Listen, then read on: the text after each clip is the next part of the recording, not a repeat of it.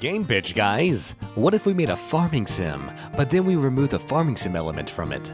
You'd get Rune Factory, Tides of Destiny, also called Oceans in non-burger countries.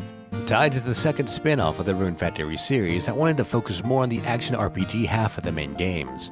I recommend seeing my mainline Rune Factory retrospective video first if you haven't already, linked in the description.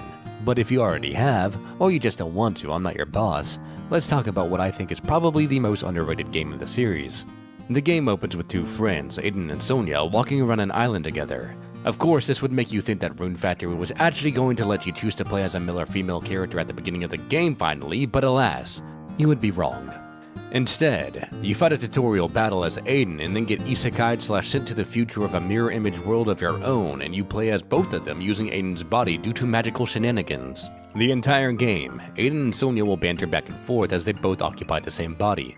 But because of that, this is the only Rune Factory game in which the main characters do not have amnesia. They just have no idea what's going on. So, first things first. Combat in this game is actually really good, possibly even the best in the series, which is saying a lot considering how much I love Rune Factory 4. I think the conversion to a fully 3D game worked out very well here, if only that had transferred over to Rune Factory 5. Anyway, since this game is 80% about dungeoning, the combat being so good is a major boon. The only issue with the combat is that the camera is very hard to work with at times, but you learn to live with it, and overall this part of the game is very good. Combat can be challenging without being completely overbearing. Most of the time. Occasionally you will experience some BS where a boss stunlocks you and you literally can't do anything except die. But as mentioned, most of the time the combat system is excellent. It flows pretty smoothly and is a decent challenge. There's also a lot of different playstyles for the player to enjoy that are all pretty engaging. In addition, the actual dungeons are pretty good as well. Maybe they're a bit too dungeon crawlery compared to the other games in the series, but I think that by and large, the dungeons in this game are excellent. Except for the final dungeon. I don't know who put these dumb auto-lock machine gun magic turrets here, but they can go f themselves. But anyway, if this game was just an action RPG with some slice of life elements, I'd say it does its job nearly perfectly. Unfortunately, it's also supposed to be part farming sim, and it's what they did to the farming system of this game that's a massive tragedy. You do not buy or plant seeds as you would in literally every other farming sim.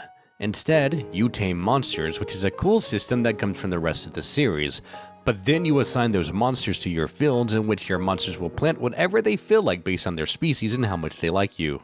That is to say, you have minimal control over what they actually grow. All you do is plant saplings, and then those saplings get transformed by the monsters you have tending to these fields.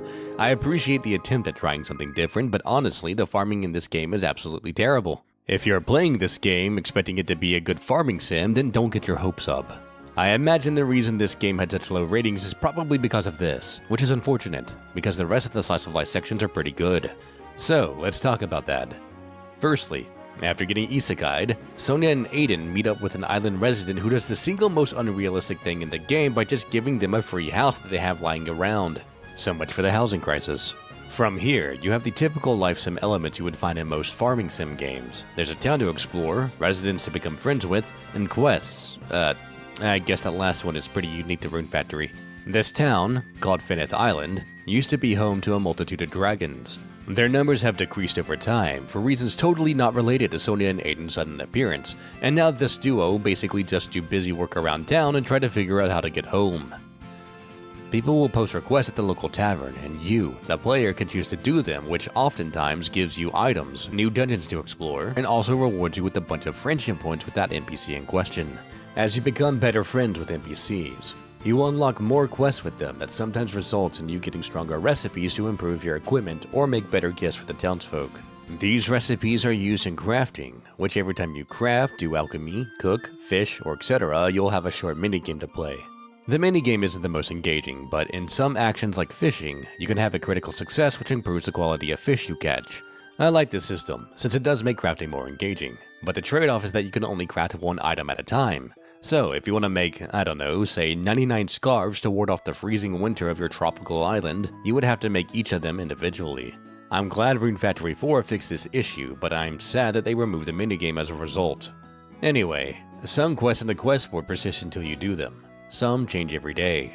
It's the standard quest board system they introduced in Rune Factory 2, but with the added change that the story missions are given directly from the quest board instead of accidentally yourself into them. As mentioned, these story quests usually will unlock new locations for you to visit, but the issue is that you live on a small island, the entirety of which is just one small village. So, how do you get to these destinations? Why, by simply riding your giant kaiju golem, of course. Very early in the game, you get this monstrosity that you can use to travel around the open ocean with, similar to Wind Waker. Sometimes you will do battle with other kaiju on the open sea. Other times you can dig up ancient temples, islands, and dungeons that have sunk throughout the ages. It is these locations you get from quests and usually play back into the game's main story. Your days will be spent running around town, making friends, doing part-time jobs, and then traveling the oceans looking for dungeons, fighting monsters, and taming the ones that you like and grinding for crafting materials. Everything about the gameplay loop is very solid, aside from the one caveat that I've already mentioned. Farming. You will find farm islands around the sea as you progress through the game. There are 4 in total, 1 for each season. Initially, they start off dead, but by collecting runes or spirits or whatever, from all the dungeons you've been exploring, you can revive them and start growing plants and minerals on them. I just wish you were the one who was actually in control of what was being farmed. Now, the 4 farm islands are spread out across the ocean, but luckily your golem has a very convenient room that lets you quickly jump between all of these islands at will. So the only other minor complaint somebody might have about this game is that if you have to go between dungeons on the world map, it can take quite a bit of time. Luckily, there are 2 ways to decrease the time it takes to travel. The first is a way to speed up travel on the overworld map. It uses more of your RP, this game's version of stamina, than running there manually, but it will save on real-life time. The other is a true fast travel system, but involves the dragon shrine at the top of your town. By donating money, you can make several requests to the sole dragon remaining in your town, such as increasing loot drops from enemies, or by requesting the dragon move your golem to a dungeon that you've already explored. Since the player can warp to the golem at their house at any time, there shouldn't be an issue with the system. However, there is one slightly, mildly, completely infuriating part of the system. Once you get far enough into the game, fast travel becomes completely removed until you beat it. I understand plot-wise why they did it, but they really should have added some alternate method. I'd say for the last quarter to third of the game, you'll be playing without fast travel. That's if you can afford it to begin with. Fast traveling a lot can be expensive, but luckily there's a tons of way to make money. Yes, farming can be profitable, but honestly, crafting and cooking is probably where you're going to be grinding your money at. This is the only Rune Factory game where you can haggle with store owners. You can haggle prices down when buying and up when selling, though sometimes the opposite will happen if you try your luck too hard. Also, on the quest board every day, there is a chance for a specific item type to be sold for higher or lower than normal values. This system kind of reminds me of a very basic version of the Recettear newsflash system. The most basic way to make money would be to buy milk from the tavern when the price of milk is decreased, turn it into hot milk, and then sell it en masse when the price of dishes increases. There are several other things you can craft or cook that can be used to make a ton of money. The hot milk one isn't the most profitable one, but it's probably the easiest to do early in the game. I really like the system. The only issue is the aforementioned only being able to craft or cook one item at a time. Other ways to make money would be through the questing system or doing part-time jobs, but questing takes more time in-game for lesser rewards than what I just described, and part-time jobs are even worse. I think the only reason you would ever do a part-time job is to skip time forward to later in the day. You get paid a minuscule amount and there's no minigame to make it worth it. Really, turning raw goods into finished products and then selling those finished products is the best way to increase your economic stability, both in-game and in real life. So, just into that. And now all I have left to talk about is the plot and writing. Without spoiling anything, I like this game's writing, not as much as Rune Factory 4's, but it's still pretty good. The marriage candidates are lovely, each having a heart event every time you raise their friendship point, something I really would like to see make a return in the next game, and each is pretty unique. Eventually, you'll be able to choose to play as Sonia or Aiden, and the game has 4 bachelors and 10 bachelorettes. Not exactly fair, but hey, you can marry the opposite player character if you want, the only time that's been possible in the series until Guardians of Ozma finally comes out. Aside from that, the NPCs around town will greet you as you walk by them in-game, which changes as you get to know them in the time of day. They may also comment on how you haven't spoken to them in a while if you go a few days without doing so. I love this kind of stuff in these games. I mean, sometimes someone will yell at me even though I'm pretty sure it's only been like maybe 2 days since I last spoke to them, but it's still cool to see how they seem to care. I also love the 3D models used in conversations. I know some people like the 2D models more, which are admittedly substantially more polished, but these 3D models also have their own charm. They feel very expressive and animated and make me like the characters that much more. And speaking of getting closer to the characters, the game also introduces a dating system where you have to date an NPC before you can marry them, but unfortunately, all of that is locked behind beating the main story. The game locks your friendship points at a certain point until you beat the game. Which, I mean, kinda makes sense. You have two people in one body, so it'd be really weird to date or marry somebody while that was still the case. That being said, I do recommend increasing all bachelor and bachelorettes to as high as possible as early as you can though, because it comes back to play on the plot. Twice. This lets me segue into the next section. We need to go over the plot, so there will be spoilers. Be warned.